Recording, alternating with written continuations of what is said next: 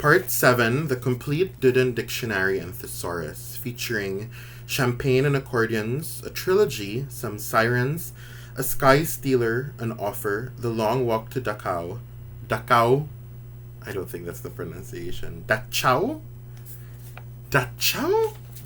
I need to know. Hold on.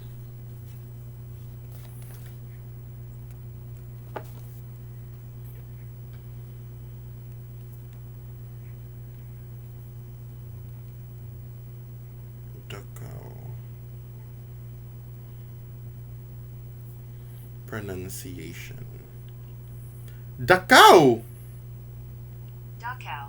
Dachau. Dachau. It sounds so Pinoy. Dachau. The long walk to Dachau. Peace. An idiot and some coatmen. Champagne and accordions. In the summer of 1942, the town of Malking was preparing for the inevitable. There were still people who refused to believe that this small town on Munich's outskirts could be a target, but the majority of the population was well aware that it was not a question of if, but when. Shelters were more clearly marked, windows were in the process of being blackened for the nights, and everyone knew where the closest basement or cellar was. For Hans Habermann, this uneasy development was actually a slight reprieve. At an unfortunate time, good luck had somehow found its way into his painting business. People with blinds were desperate enough to enlist his services to paint them.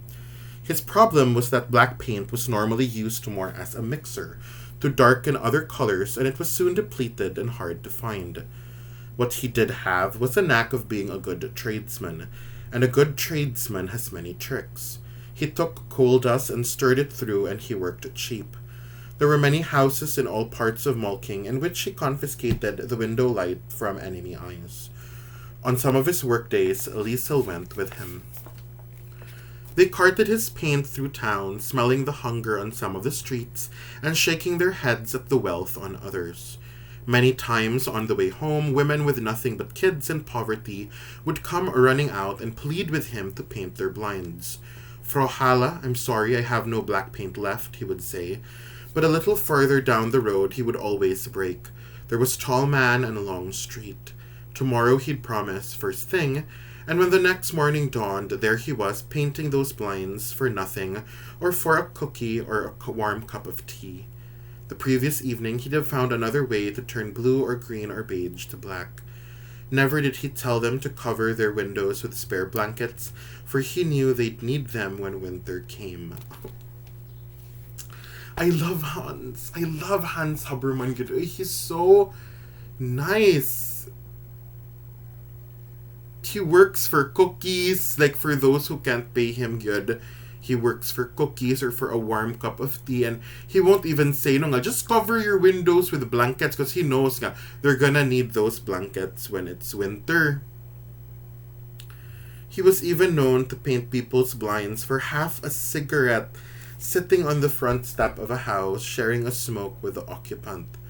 Laughter and smoke rose out of the conversation before they moved on to the next job. When the time came to write, I remember clearly what Liesel Memminger had to say about that summer.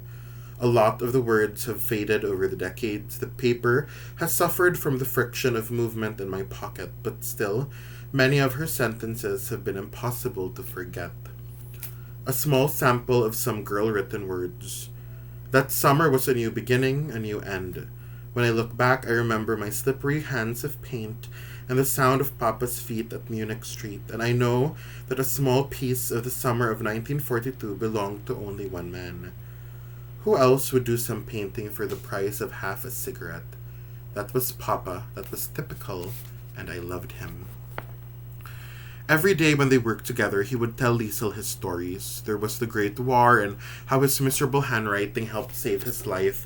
And the day he met Mama, he said that she was beautiful once and actually very quiet-spoken. Hard to believe, I know, but absolutely true. Each day there was a story, and Liesel forgave him if he told the same one more than once. On other occasions, when she was daydreaming, Papa would dab her lightly with his brush right between the eyes. If he misjudged and there was too much on it, a small path of paint would dribble down the side of her nose. She would laugh and try to return the favor, but Hans Huberman was a hard man to catch out at work. It was there that he was most alive. Whenever they had a break to eat or drink, he would play the accordion, and it was this that Liesel remembered best. Each morning while Papa pushed or dragged out the paint cart, Liesel carried the instrument. Better that we leave the paint behind, Hans told her, than ever forget the music. When they paused to eat, he would cut up the bread, smearing it with that little jam remained from the last ration card, or he'd lay a small slice of meat on top of it.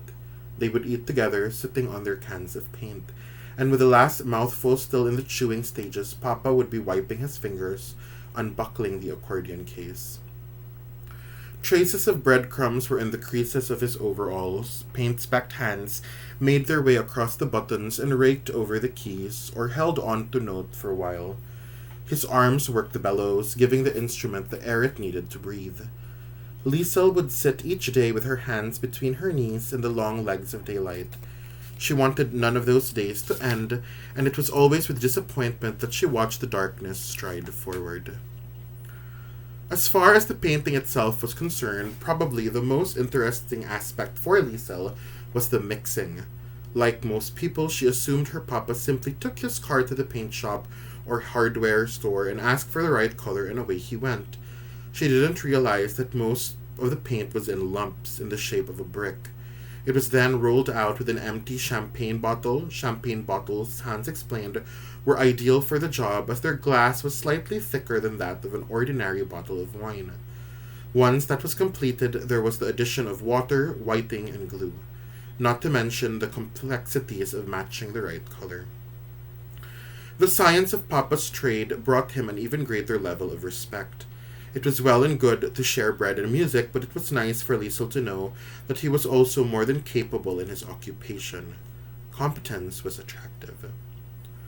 One afternoon, a few days after Papa's explanation of the mixing, they were working at one of the wealthier houses just east of Munich Street.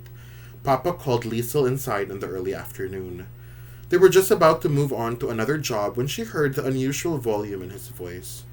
Once inside, she was taken to the kitchen where two older women and a man sat on delicate, highly civilized chairs. The women were well dressed. The man had white hair and sideburns like hedges. Tall glasses stood on the table. They were filled with crackling liquid.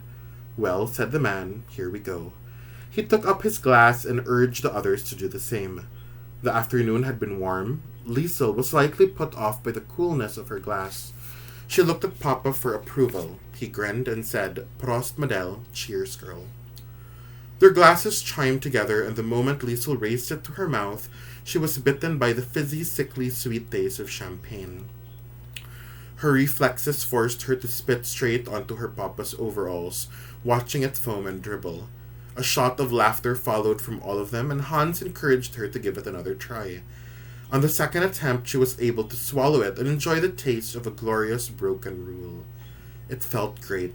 The bubbles ate her tongue. They prickled her stomach. Even as they walked to the next job, she could feel the warmth of pins and needles inside her.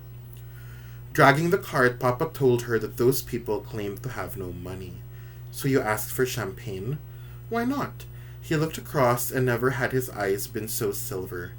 "I didn't want you thinking that champagne bottles are only used for rolling paint." He warned her. "Just don't tell Mama. Agreed?" "Can I tell Max?" "Sure you can tell Max." In the basement, when she wrote about her life, Liesel vowed that she would never drink champagne again, for it would never taste as good as it did on that warm afternoon in July. It was the same with accordions. Many times she wanted to ask her papa if he might teach her to play, but somehow something always stopped her. Perhaps an unknown intuition told her that she would never be able to play it like Hans Huberman. Surely not even the world's greatest accordionists could compare. They could never be equal to the casual concentration on Papa's face, or there wouldn't be a paintwork traded cigarette slouched on the player's lips. And they could never make a small mistake with a three-note laugh of hindsight. Not the way he could. At times in that basement, she woke up tasting the sound of the accordion in her ears. She could feel the sweet burn of champagne on her tongue.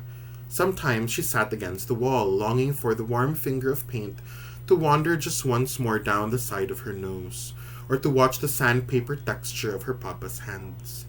If only she could be so oblivious again, to feel such love without knowing it, mistaking it for laughter and bread with only the scent of jam spread out on top of it. It was the best time of her life. But it was bombing carpet, make no mistake. Bold and bright, a trilogy of happiness would continue for summer's duration and into autumn. It would then be brought abruptly to an end, for the brightness had shown suffering the way. Hard times were coming, like a parade.